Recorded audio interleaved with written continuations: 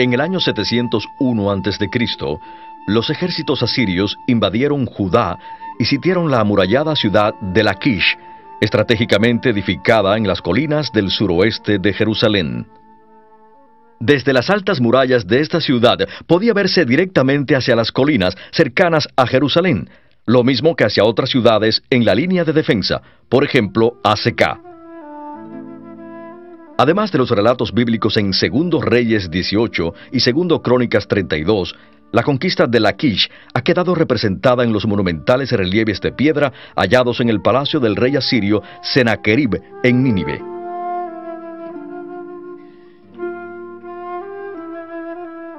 Los atacantes asirios construyeron rampas hacia las murallas para así poder acercar sus arietes.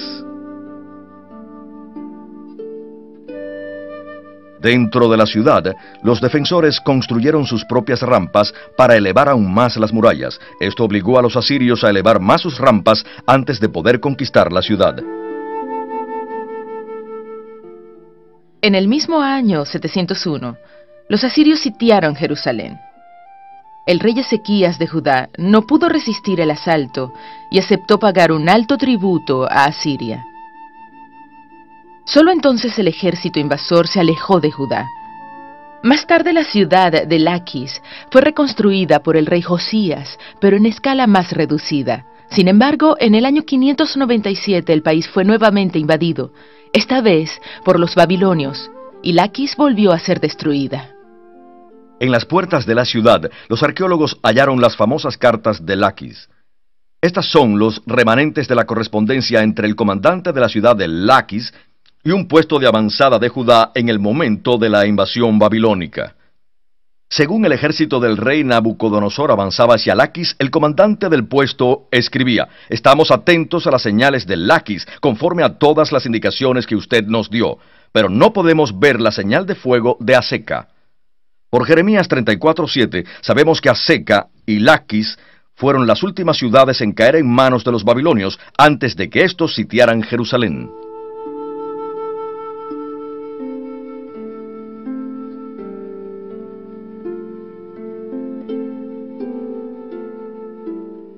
En la antigüedad, muchas ciudades estaban rodeadas por una alta muralla de protección. Si un ejército atacaba, podía intentar trepar a la fortaleza mediante el uso de escaleras, y a veces hasta abrir una brecha en la muralla rompiéndola con martillos o hachas, o derribando o quemando la puerta de la ciudad. Era frecuente, sin embargo, penetrar por la muralla embistiéndola con un ariete. Este era un tronco pesado con el que se golpeaba repetidamente la puerta o algún punto de la muralla hasta que ésta o la puerta cedían. Para impedir que este pesado equipo fuera acercado a las murallas, no era raro que las ciudades se construyeran en lo alto de una escarpada cuesta. Eso obligaba a los atacantes a construir una rampa que les permitiera llevar su equipo de asalto hasta las murallas. Por lo general, entrar desde abajo implicaba el largo proceso de cavar un túnel por debajo de la muralla. Sin embargo, a veces podía utilizarse un túnel ya existente, como el canal que conectaba a la ciudad con su abastecimiento de agua. Según 2 Samuel 5:8, un canal de agua le permitió a Joab, general de David, capturar Jerusalén. Los defensores de una ciudad podían ser ingeniosos en cuanto a cómo neutralizar los esfuerzos de los atacantes. Empujaban las escaleras desde arriba, construían segundas murallas detrás de las primeras y lanzaban grandes piedras y fuego sobre los atacantes que se acercaban a la muralla. Para proteger a los soldados que trabajaban cerca de la muralla, el ejército atacante construía una especie de escudo protector que cubría a los soldados. Este dispositivo lo menciona el profeta Nahum cuando dice: se apresuran hacia la muralla y se prepara el parapeto.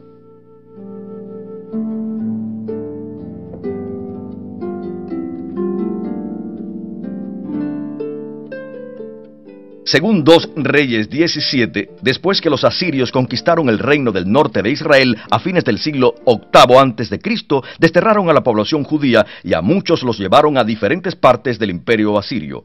A la vez, los asirios trajeron una mezcla de pueblos de otros países conquistados. Los judíos nunca los consideraron como parte de la nación de Israel, y como fueron establecidos en la región cuya ciudad capital era Samaria, en algunos textos antiguos se les conoce como samaritanos. La ciudad de Samaria estaba en una colina cerca de los montes Gerizim y Ebal.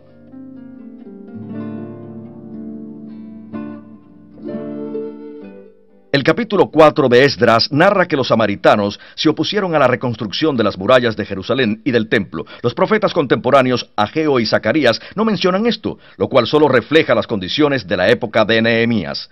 Es posible que los samaritanos hayan construido su templo durante el siglo IV a.C., aunque no se han hallado restos. Algunas fuentes hablan de su destrucción en el 128 a.C.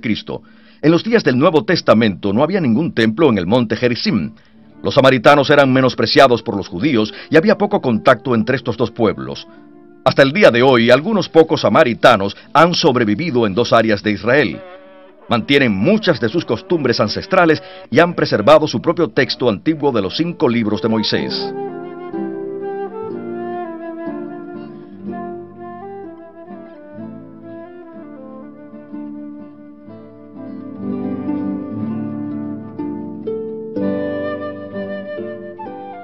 El rey Josías de Judá es bien conocido por sus reformas religiosas. Centralizó la adoración del Señor en Jerusalén y destruyó todos los lugares en los alrededores de Jerusalén donde se practicaban los cultos, como aquí en el valle de Gehenna. Este culto combina elementos de varias religiones, y a la forma de combinar varias religiones se llama sincretismo. Antiguamente cada aldea o ciudad tenía un lugar de culto especial llamado Bamá, donde la gente celebraba sus comidas sacrificiales y otros ritos. La palabra hebrea Bamá es un término genérico para un santuario o lugar de sacrificio.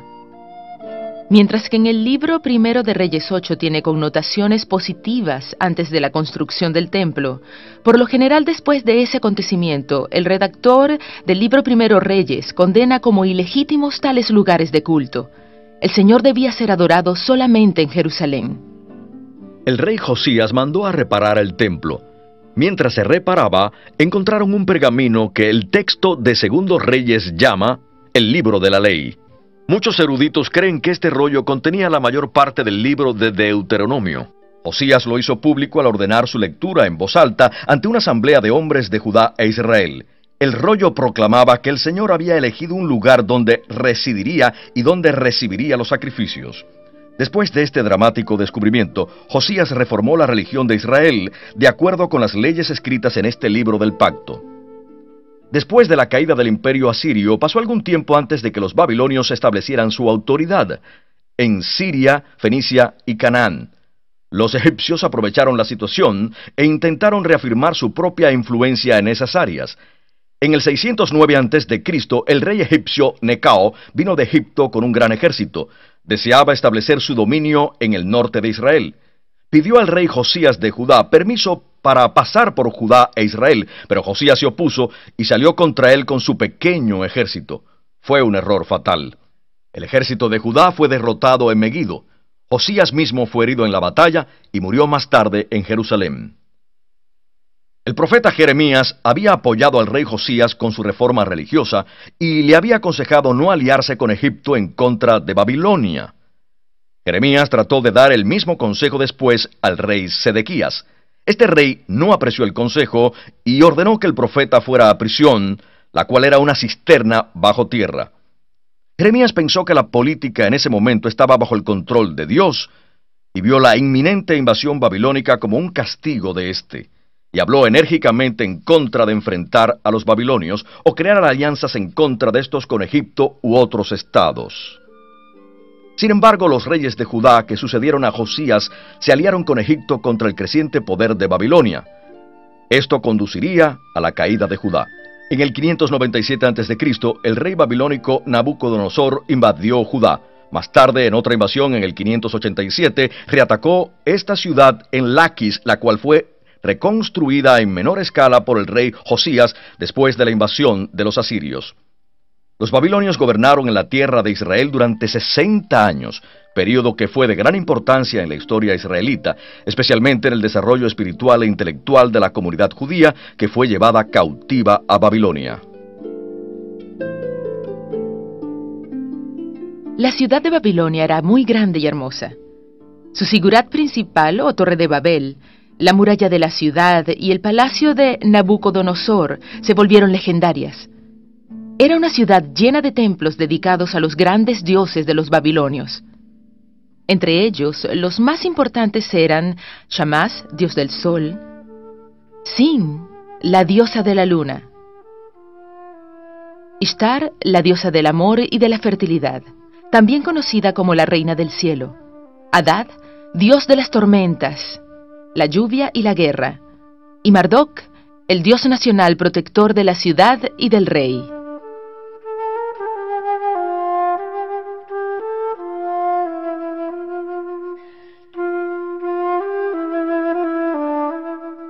Los dioses babilónicos estaban representados por estatuas de oro con incrustaciones de diamantes.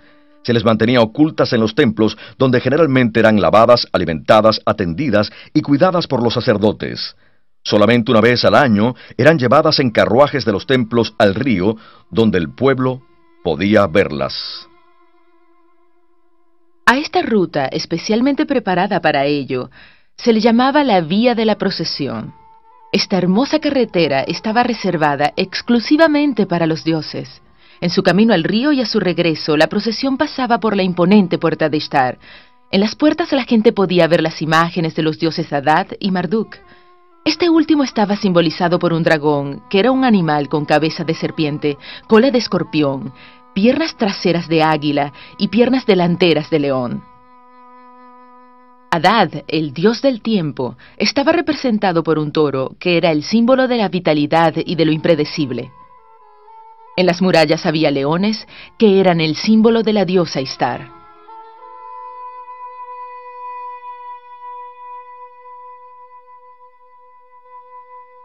En el capítulo 40 de Isaías, que la mayoría de los eruditos considera que fue escrito en un contexto babilonio, encontramos las palabras de un profeta desconocido, al que a veces se llama Segundo Isaías. Preparen al Señor un camino en el desierto, tracen para nuestro Dios una calzada recta en la región estéril. Entonces mostrará el Señor su gloria y todos los hombres juntos la verán. El Dios de Israel viajará por un camino preparado especialmente para él, y todos lo verán. Este camino se volverá también una senda a través del desierto, para que los exiliados vuelvan de Babilonia a Jerusalén, su patria. La vía de la procesión en Babilonia habrá servido de escenario para esta visión. Para el profeta, la gloria de Dios no se revelaría en ostentosas imágenes de oro, sino en la liberación y retorno de los exiliados judíos. Otro profeta que vivió entre los cautivos judíos en Babilonia fue Ezequiel. Este pronunció sus profecías en los años del cautiverio. En una de ellas anunció que un templo ideal se construiría un día reemplazando el que los babilonios destruyeron. Una visión llevó a Ezequiel a Jerusalén, y allí observó un hombre que con una vara tomaba las medidas del nuevo templo. Esta que estoy usando se acerca a la medida de la que usaban en la visión de Ezequiel.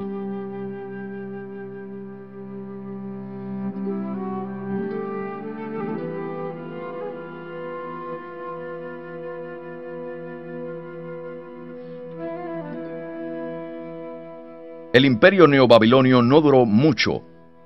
Babilonia cayó de repente en el año 539, tal vez como resultado de la colaboración entre algunos de la élite babilónica con el enemigo persa. Ciro, rey de Persa, entró en Babilonia el 30 de octubre de ese año. Muchos lo vieron como un libertador. En el libro de Isaías se le llama el ungido del Señor, o sea, el instrumento divino para la liberación de los cautivos. Ciro adoraba a Ahura Mazda como su dios supremo y protector personal. Este dios no se menciona en la Biblia. En muchas estatuas y relieves de reyes persas aparece sobre la cabeza del rey un disco solar con alas, cabeza humana y garras de pájaro. Muchos eruditos concuerdan en que este emblema es una representación de Ahura Mazda. Después de conquistar el imperio neobabilonio, Ciro derrotó a Creso, rey de Lidia en el Asia Menor, y despojó a ese reino de todos sus legendarios tesoros. Cuando Ciro murió, su imperio abarcaba el área que es hoy Irán, Mesopotamia, Fenicia, la tierra de Israel, y toda el Asia Menor, con sus prósperas ciudades griegas como Éfeso y Mileto. Ciro fue enterrado en Pasargada, la tierra de su clan, los Aqueménidas. Hacia el año 525, Cambises, hijo de Ciro, había tomado el control de todo el fértil creciente y su vasto imperio lo había extendido desde Etiopía, toda esta área hasta el río Indo, en los linderos de la actual India. El mundo nunca había visto un imperio tan grande, más grande que los anteriores de los asirios y de los babilonios. Los persas mantuvieron su dominio por casi 200 años. La mayor parte del año el rey persa residía en la ciudad de Susa, donde se desarrolla la historia de Esther. Durante el verano, el rey escapaba del extremo calor de Susa y vivía en la ciudad de Ecbatana, en los Montes Sagros, 600 kilómetros al noreste de Susa. Según una tradición tardía, Esther y Mardoqueo fueron enterrados en Ecbatana. Actualmente la moderna ciudad de Hamadán cubre el sitio de esta ancestral ciudad. Ecbatana era la antigua capital de los medos, tribu relacionada con los persas. Durante los últimos años del imperio neobabilonio, los persas habían llegado a ser una nación poderosa. La madre de Ciro el Grande era la hija de uno de los reyes medos. Ciro había convertido a medos y persas en una poderosa federación. En sus orígenes, los medos y los persas eran nómadas. Durante los meses de invierno vivían con sus ovejas y ganados en las regiones más bajas, mientras que en verano se trasladaban con sus rebaños a las montañas. La región en torno de la ciudad de Susa era habitada por los elamitas durante el segundo milenio antes de Cristo. La cultura de los elamitas era semejante a las culturas de Mesopotamia. El Sigurat, cercano a Susa, actualmente en restauración, es un testimonio de la antigua estirpe elamita. Los arqueólogos aún están desenterrando esta antigua cultura. Los elamitas también fueron parte de la Federación Persa y junto con los medos formaron la espina dorsal de la poderosa estructura persa. Los reyes persas acostumbraban erigir enormes estatuas de sí mismos como símbolo de su esplendor y poder. El libro de Daniel nos cuenta que el rey Darío II ordenaba a sus súbditos adorar tal estatua. Cuando Daniel se negó, fue lanzado a un foso donde había leones. A menudo los reyes persas mantenían un parque zoológico privado. La guarida de los leones pudo haber estado aquí, en algún lugar cercano al palacio.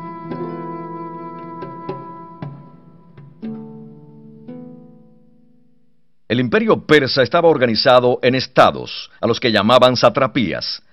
Cada estado tenía su gobernador o sátrapa. Judá era parte de la satrapía al otro lado del río Éufrates. De los libros de Daniel, Esther, Esdras y los últimos profetas, podemos concluir que en los diferentes centros del imperio persa había comunidades judías. Con el tiempo sus condiciones cambiaron. El libro de Daniel demuestra que la nobleza judía servía en la corte y que en cierta ocasión una joven judía llamada Esther llegó a ser una de las esposas del rey de reyes. Las historias de Daniel y de Esther no han sido confirmadas por las fuentes extrabíblicas. Sin embargo, sabemos que los soberanos orientales tenían como política que los nobles de los pueblos del imperio debían servir en la corte del rey. Es posible entonces que Daniel haya servido en la corte del último soberano babilonio y de 3 de los reyes persas, es decir, Ciro, Cambises y Darío. Darío el Grande construyó Persépolis, un nuevo complejo palaciego en el corazón de Persia. Allí concentró todos los tesoros que los ejércitos persas habían capturado en Mesopotamia, Egipto, Fenicia y el Asia Menor. La ciudad de Persépolis era realmente la bóveda donde se guardaba el tesoro del mundo de esos días. Su lujo y su belleza eran proverbiales. Cuando Alejandro Magno conquistó Persépolis, necesitó una gran cantidad de mulas y 3.000 camellos para acarrear los tesoros, que eran 4 millones de kilogramos de plata. Persépolis fue construida con un propósito muy especial, que era la celebración del Año Nuevo. Cada año, a fines de febrero, al acercarse la primavera, el rey viajaba de Susa a Persépolis. Allí, el 21 de marzo se realizaban varios rituales que simbolizaban la muerte de los poderes mortales del invierno y la victoria de los poderes de la vida. Los astrónomos indicaban con gran precisión cuándo el rey debía realizar los ritos del Año Nuevo. Hallamos en los salones de audiencia del palacio muchos relieves que muestran a un león que representa la primavera matando a un toro que representa al invierno. Durante el festival de Año Nuevo, todas las naciones sujetas al imperio persa enviaban al rey grandes regalos y otras muestras de lealtad. En los muros de los salones de audiencia se ve representada gente de diversas culturas y razas, desde los indios cercanos al río Indo hasta los etíopes de África. Cada nación puede reconocerse por su ropa y sus peinados.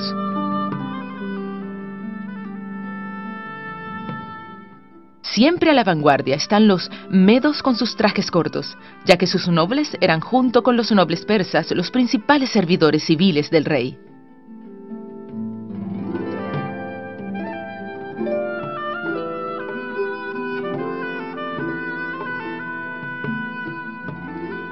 Los persas no enterraban a sus muertos, sino que exponían sus cadáveres sobre las rocas, donde eran devorados por los pájaros.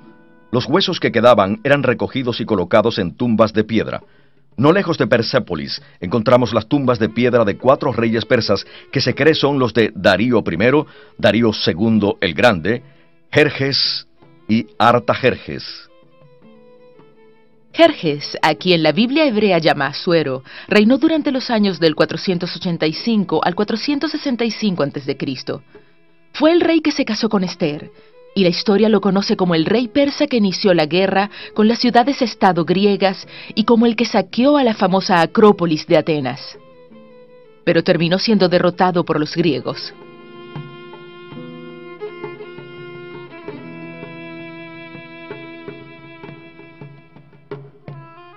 Como un año después de la victoria de Ciro sobre los babilonios, este decretó que los exiliados judíos podían volver a su tierra y reconstruir su templo. También se les permitió llevarse los objetos sagrados que los babilonios se habían llevado de Jerusalén. Pero la reconstrucción del templo se demoró. Los profetas Ageo y Zacarías exhortaron a la gente y a sus líderes a que terminaran las obras, pero estas fueron terminadas en el año 515 por Zorobabel. Este había traído de regreso del exilio al grupo más grande unos 5 años antes. El templo reconstruido no era muy grande ni muy impresionante. Los acontecimientos más importantes en la siguiente etapa de Israel giran en torno a las actividades de Esdras y Nehemías. Ellos fueron muy activos en la última mitad del siglo V, aunque no es muy precisa la relación cronológica entre estos dos hombres. A Esdras el rey persa le permitió administrar la ley de Dios y educar a los judíos según esta ley. Además, condujo de regreso a la tierra a un tercer grupo más pequeño de exiliados. Esdras emprendió una vasta reforma social que incluía la condena de uniones mixtas entre hombres judíos y mujeres no judías. La base de esta reforma era el Pentateuco o Ley de Moisés. A Esdras se atribuye el extenso trabajo realizado en el texto de la ley, en especial en el libro del Deuteronomio, aunque también puede haber escrito los libros de crónicas. Las murallas de Jerusalén habían sido seriamente dañadas o destruidas por los babilonios, y durante casi 150 años se mantuvieron deterioradas.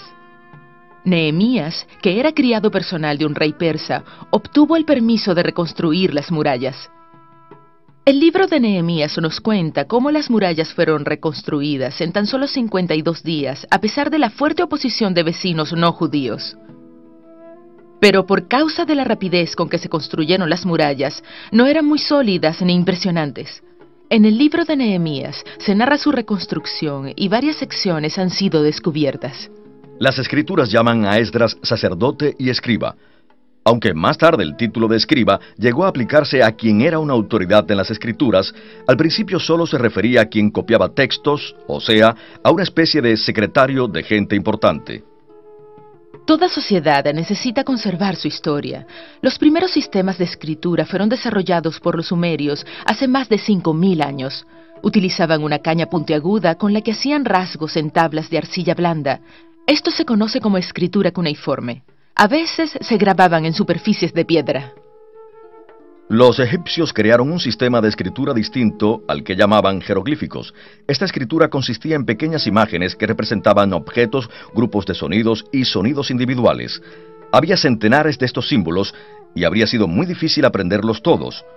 Por eso, solo unos cuantos sacerdotes, especialmente educados, podían leer o escribir. A mediados del segundo milenio antes de Cristo, llegó a Canaán un novedoso avance en la escritura. Para cada sonido consonantal se creó un símbolo o letra separada. Así nació el primer alfabeto. Con el tiempo, diversas culturas adaptaron este gran invento como sistema de escritura para sus respectivos idiomas.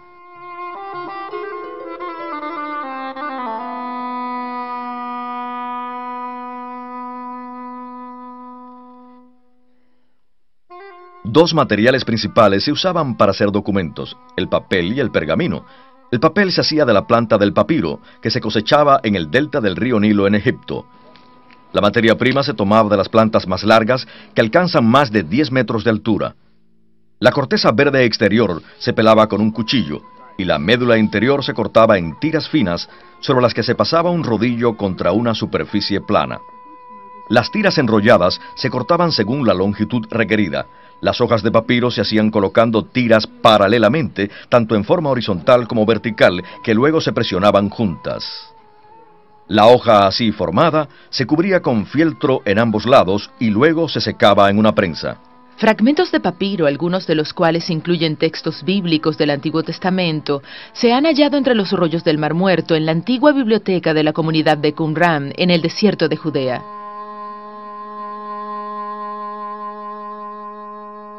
Centenares de fragmentos de papiro que provienen de copias del Nuevo Testamento también han sobrevivido. Algunos de ellos datan del segundo siglo después de Cristo. La palabra Biblia proviene del nombre de Biblos, ciudad portuaria de Fenicia que era famosa por la exportación del papiro.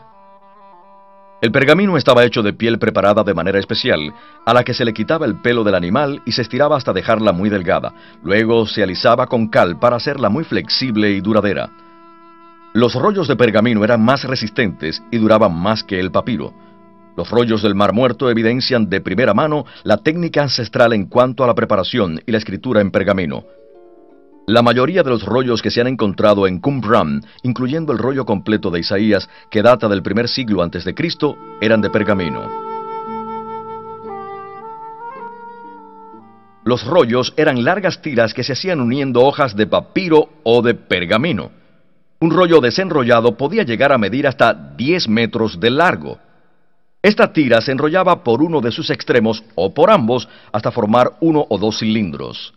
En los extremos solían pegarse unos palos para facilitar el enrollarlos. Normalmente los amanuenses escribían solo en un lado del rollo, aunque Ezequiel 2:10 habla de un rollo escrito por ambos lados que contenía palabras de lamento, duelo y pesar. El códice o libro encuadernado con páginas individuales vino a usarse en el siglo I antes de Cristo, y su uso se generalizó 1 o 2 siglos después. Así que los libros del Antiguo Testamento, los deuterocanónicos y tal vez el Nuevo Testamento eran rollos, no cuadernos. Si una carta o documento debía enviarse a alguna parte, primero se ataba bien y luego se sellaba con un sello de arcilla o de cera derretida. Sobre la cera o arcilla aún blanda, el remitente estampaba su sello, que podía ser un anillo o un dispositivo especial. En cuanto la arcilla o la cera se endurecía, un mensajero se llevaba el rollo. Antes de que el documento pudiera ser leído, tenía que romperse el sello. Para escribir en un rollo, normalmente se usaba una pluma hecha de caña. Uno de sus extremos era partido para formar una plumilla y permitir que retuviera más tinta. Ese extremo de la pluma se sumergía en agua y luego se frotaba sobre tinta seca. Esto producía una pequeña cantidad de tinta líquida en el extremo de la pluma, con la que se escribían algunas letras antes de repetir el proceso. El capítulo 9 de Ezequiel menciona un estuche de escriba para llevar varias plumas y un trozo de tinta seca.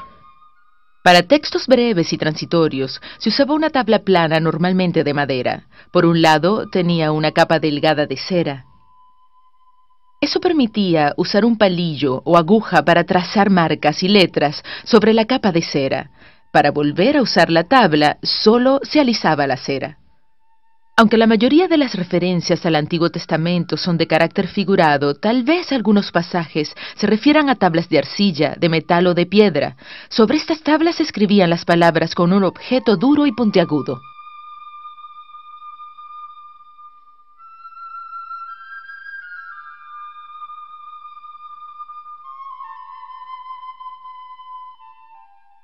Durante varios siglos, los persas habían trabado combate con los griegos en guerras ocasionales, y aunque a veces algunos de los lados en conflicto lograba avanzar en territorio enemigo, la mayoría de estas guerras tuvo lugar en el Asia Menor, en un área extensa situada entre las dos naciones.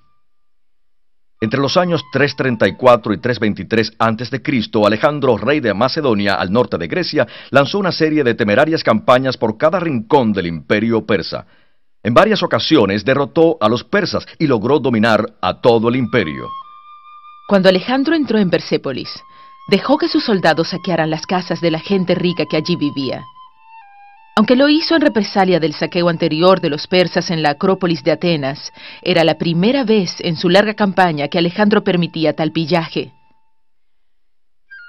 Su primer objetivo general era el de ganarse el apoyo popular del pueblo persa y ser reconocido como su legítimo soberano y no solo como un conquistador extranjero. Mientras Alejandro estaba en Persépolis, se produjo un incendio que destruyó el magnífico palacio privado de los reyes persas. Todavía discuten los historiadores si el fuego fue el resultado de una acción deliberada o si fue un accidente.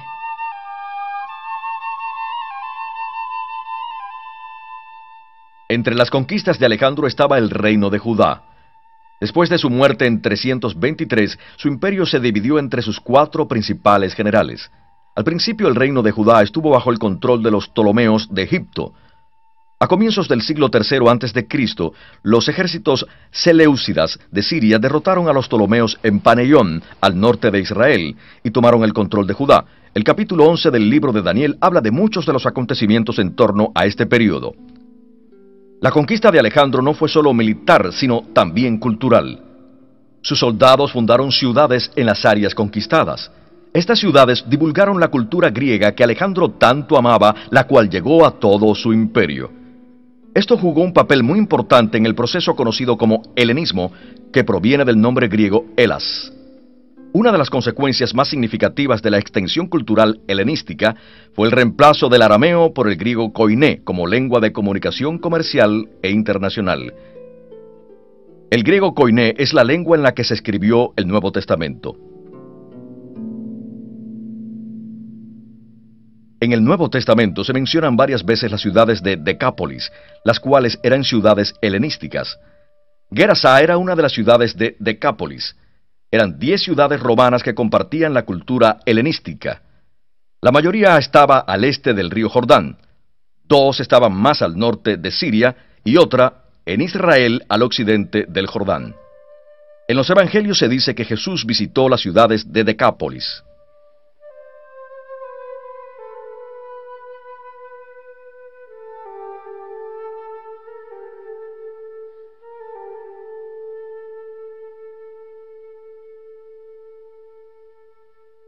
Ciertas instituciones eran características de una ciudad helenística o polis. Lo mismo que en el judaísmo, en la cultura helenística la educación tenía la más alta prioridad. El lugar donde se impartía la enseñanza convencional era el gimnasio. Aquí los profesores enseñaban los más variados temas, entre ellos idiomas, literatura, leyes y música. Además, los estudiantes practicaban, desnudos, deportes como la lucha libre y el atletismo. Alrededor de la ciudad podían verse templos dispersos dedicados a los distintos dioses griegos. La ciudad de Gerasa contaba con este templo a la diosa Artemisa.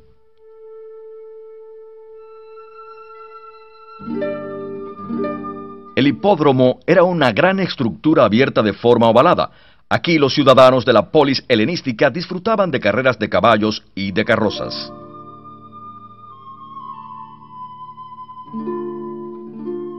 El teatro era una popular institución helenística que no se introdujo en Palestina hasta el período romano. Algunos teatros eran grandes. Este, en la ciudad de Excitópolis, podía acomodar cerca de 7.000 personas. Hay en el Nuevo Testamento varias palabras que reflejan el vocabulario del teatro. Una de ellas es la palabra hipócrites, con frecuencia transliterada como hipócrita. Esta palabra se aplicaba a un actor en el escenario. Las antiguas ciudades de Canaán o de Israel no reflejaban mucha planeación urbana. Se iban formando según la topografía y se ampliaban según la gente iba agregando casas. Las ciudades helenísticas, por otro lado, se edificaban de forma sistemática, en especial en el período romano. La calle principal se llamaba Cardo, como esta donde estoy ahora. A veces contaba con columnas en ambos lados y era donde estaban los edificios administrativos y las tiendas, que solían estar decorados con elaborados pisos de mosaico. Los carros tirados por animales dejaban sus huellas en el pavimento. Cerca del centro de la ciudad normalmente había un espacio abierto llamado el Ágora. Aquí se instalaba el mercado donde se compraba y se vendía o se cambiaban los productos agrícolas por ropa y otros productos manufacturados. También podían celebrarse aquí las reuniones públicas de los ciudadanos y a veces los profesores usaban el área techada que rodeaba este espacio conocido como Stoa para impartir sus enseñanzas. En el año 168 a.C., el rey Seleucida Antíoco IV oficializó un intento por suprimir ciertas prácticas judías, como lo había hecho con otras religiones locales. Encabezados por la familia sacerdotal, los judíos se rebelaron. Este hecho, que se conoce como la rebelión macabea, se narra en los libros deuterocanónicos de los macabeos y parcialmente en el capítulo 11 de Daniel. La rebelión tuvo éxito y durante casi 100 años los judíos tuvieron el control del país. El siglo II a.C. fue testigo del nacimiento de varios movimientos sectarios en el judaísmo, entre ellos el de los saduceos, los fariseos y los esenios.